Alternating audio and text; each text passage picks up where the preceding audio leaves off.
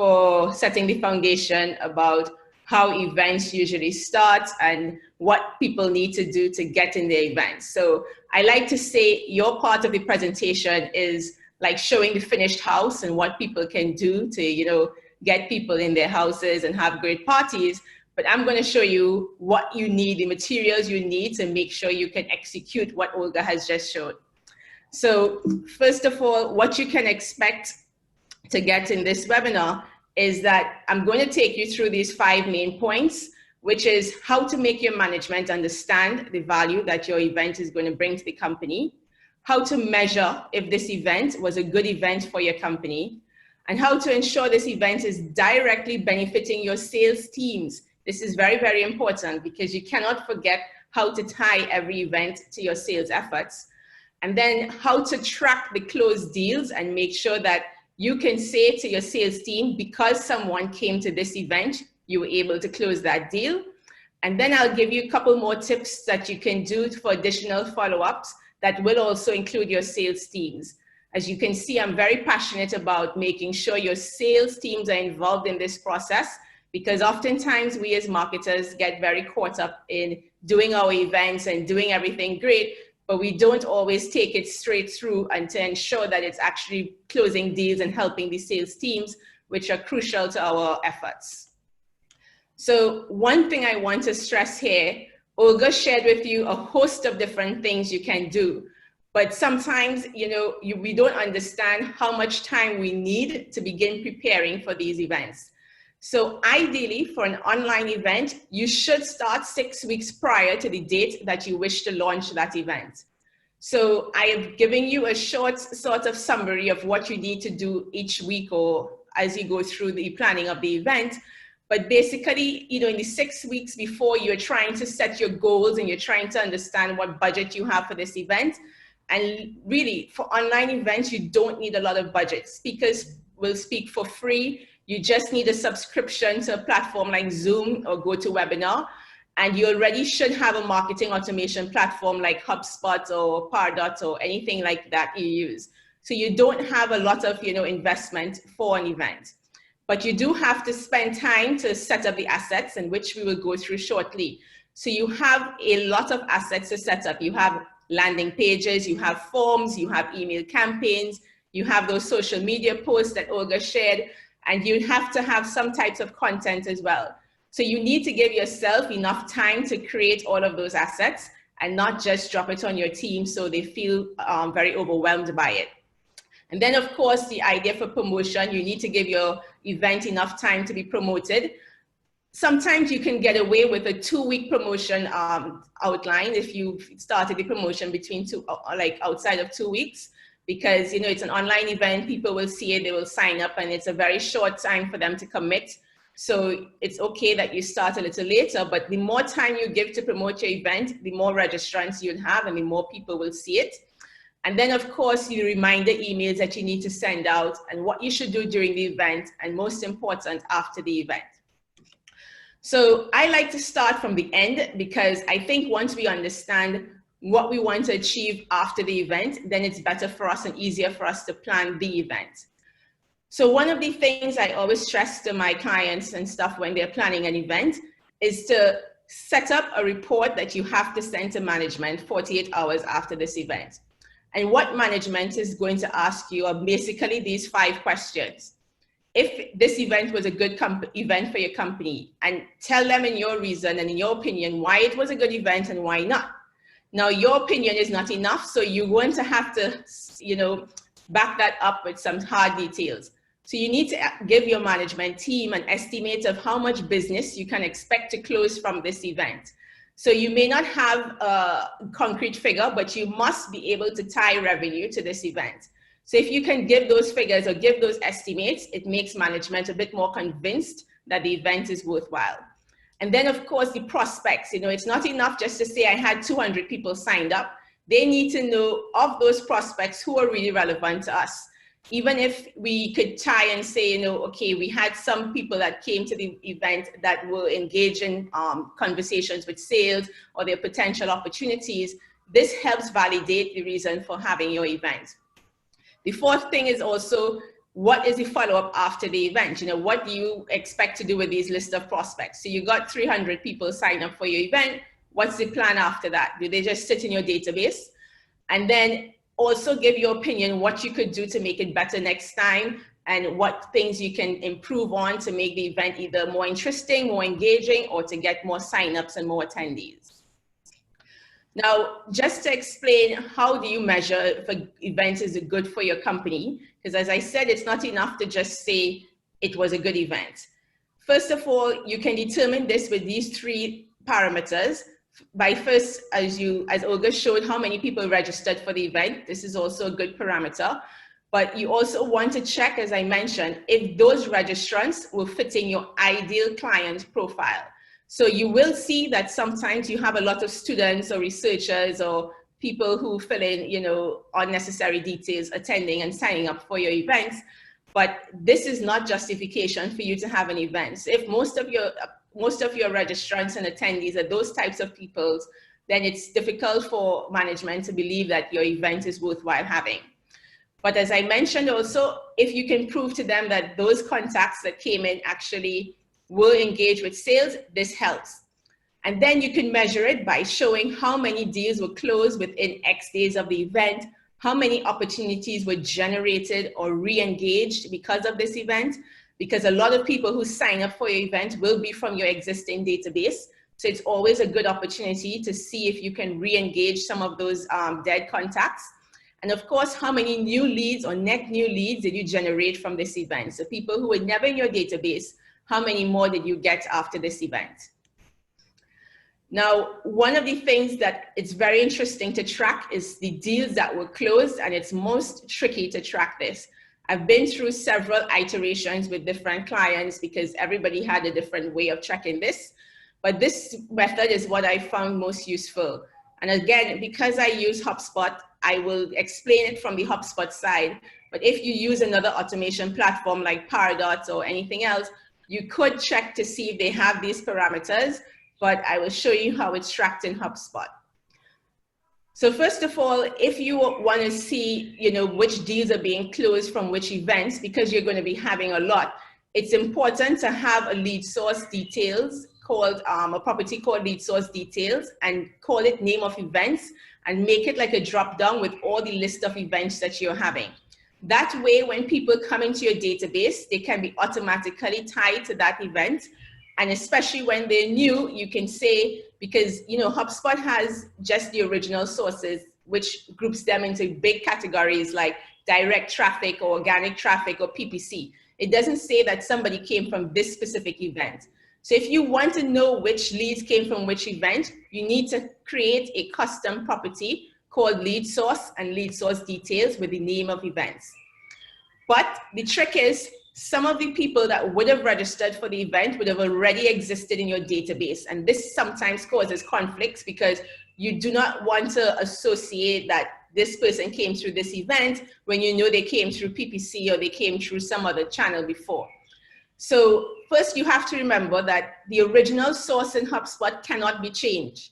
So however that person came into your database will always be measured and always be stuck with original source. But you do have the lead source details to track, okay, these people came to the event, or you also have the recent conversion, which is another property in HubSpot that automatically tracks which was the last touch point that contact had before they close a deal with your salespeople. So you can see the last contact they had and the date, and then you can measure the date at which the deal was closed, and then decide if this was an influencing factor for them to close the deal. So as marketers, you have this way to really track how to really get credit for it.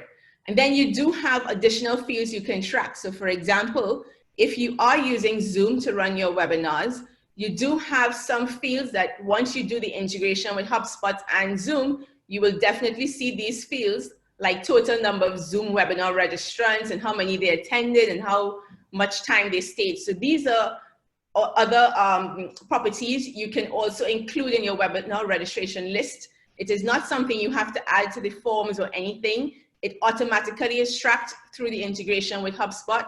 You just need to know to include it into your reports so you can actually track to see if people are repeat customers at your webinars, if they're always registering and never attending, or if they also do attend, so you can understand how to, you know, interact with your leads better after coming to events that you host.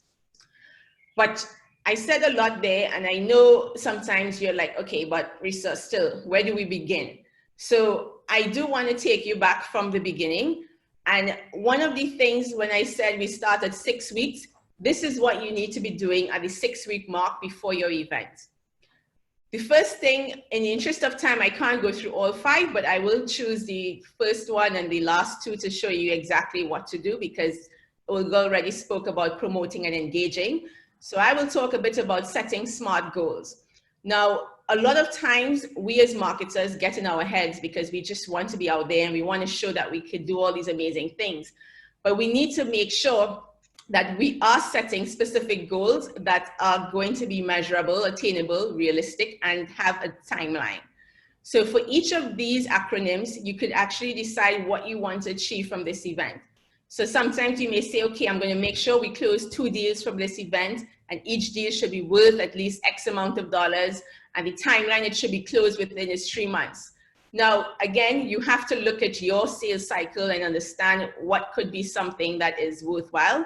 But the goal is that at the end, before you have an event, you should have this goal set for yourself that basically says you're going to close 2 deals from webinar X worth at least $20,000 within 3 months of the event ending. So once you have that goal set, you can measure yourself against that to see, okay, did I achieve that goal at least? And how do you really track and make sure that you are on the path of achieving those goals is to make sure you're tracking these metrics. First, after the event, you want to be able to track how many opportunities are generated from the event, how many meetings are the sales teams booking, and how many ideal leads are being reached from this event.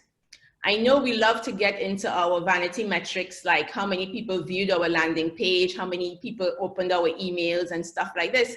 But these types of metrics are less important, because if you really want to prove value and show to your management team and your sales teams, especially, who's also watching you to see, you know, are these marketing people serious?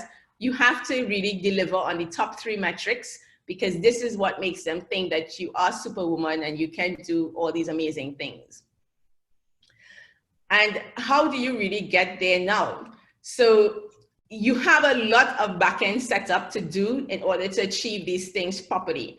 So this slide, which of course Olga will share with you, is like your checklist to make sure you've done at least minimum these 10 things. So in the backend, you have to make sure, first of all, that you have the integration set up between HubSpot and the platform that you're going to use. So whether it's Zoom or GoToWebinar, there is an integration with HubSpot and most other CRM and marketing automation platforms. And the importance of doing it is because it will really save you time from downloading the list and uploading it and seeing who attended and etc. So this integration will help you track things seamlessly. You need to open a campaign in HubSpot, and if you're using Salesforce, you have to do the same and make sure it's included and it's named the same way for it to be able to track in both platforms. And then, as I mentioned, open a property called lead source details, start your form, open your landing page, set up your invitation emails, and as Olga mentioned, set up your social media posts. And also other things like having exit pop-ups on your website can help as well in your promotion. And of course, doing PPC ads so you can reach more people. Organic social media just will not bring you enough leads today. So I do have 2 bonus tips I would love to share with you now, because I discovered them recently and I've been seeing great results from this. So I've heard a lot of times we don't get enough engagement when we do have online events.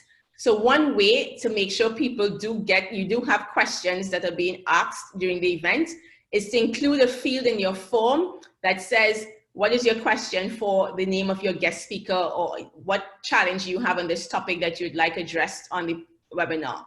So if you include such a field on the webinar form, then you're guaranteed to get people to submit some questions. So at least you will have some level of engagement to include at the end of the webinar. And we got some, by the way, for already we got some questions for our webinar. Amazing. So you have a very engaging webinar. Most people just have people who don't say anything. So this is one way to make sure that people do say something on the webinar. Another one is like, sometimes I see marketers who love to have a lot of fields on their forms, and people generally don't want to give you a lot of information just to attend a webinar. So there is a platform now called Lucia, and what they are doing, it's enriching the data. So you just have to ask for the email address, and Lucia has a database of over 20 million contacts, basically, that they can populate the other information that you want automatically. So if you missing job title, company, industry, everything else that you want, it's like over 20 properties, they will populate that automatically in your CRM. So you don't have to ask that information on your forms anymore. So this is one way to improve your conversions as well. So in the end, you would see that you will definitely have a webinar that has all of these different things. So when you see these nice landing pages to sign up, and you see the email invitations coming up, and you see the social media posts, this is the back-end work you need to do in order to get there. But what about after the event? Again, after the event, I always like to tie in what marketing does with what sales will do. So of course you do the typical send your thank you email with the webinar recording or highlights of the webinar. But again, as I mentioned, you send that report to your management team and your sales team. This is your time to blow your whistle. If you didn't blow your whistle anytime before this, during this period, you need to make people realize all the work you're doing and the results you're bringing. Don't be shy and don't just sit there and say, okay, I did a webinar and it was nice. Let the entire company know what you've done. So doing that report and sending it around to your team lets them see the efforts that you're doing. And also, of course, activating that nurture email. So I do prefer to send the nurture email only after the salespeople have taken out their best prospects. So one of my tips here is just really give the list of webinar registrants to your sales teams. Let them choose which contacts they want to follow up with. And then the rest of contacts they don't wish to follow up with, you can enter into nurture so you can qualify them further before they hand over to sales. And one other bonus tip here for the sales team is they're always looking for touch points to talk to to leads and prospects. So here's a great opportunity now to connect with all those people who registered on the webinar, of course, if they're relevant, and reach out to them on LinkedIn and connect with them on LinkedIn. So you should give this opportunity to your sales teams to choose the leads and then make sure they connect with them on LinkedIn so they have another gateway to be speaking to those leads. So my key takeaways is just simply make sure your marketing automation system is connected to that webinar platform, and people, please don't try to cheat the platform. I've met customers who said, oh, I'll just use my regular Zoom account for my meetings to do a webinar. It doesn't work like that, okay? You cannot be smarter than Zoom. There's a reason why they have a webinar integration, because it gives you information that the meeting link does not give you.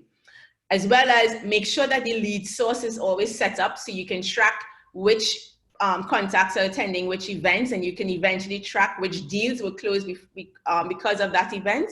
And my last tip to you is get your sales teams involved from the very beginning. So, you know, set that goal with them in the beginning as well. Use them to choose the leads and see which leads are coming in, and help them decide on the topics that you think will be valuable, that they think will be valuable for the audience. So this is it for me. Thank you. And I guess after Luna presents, we could answer your questions.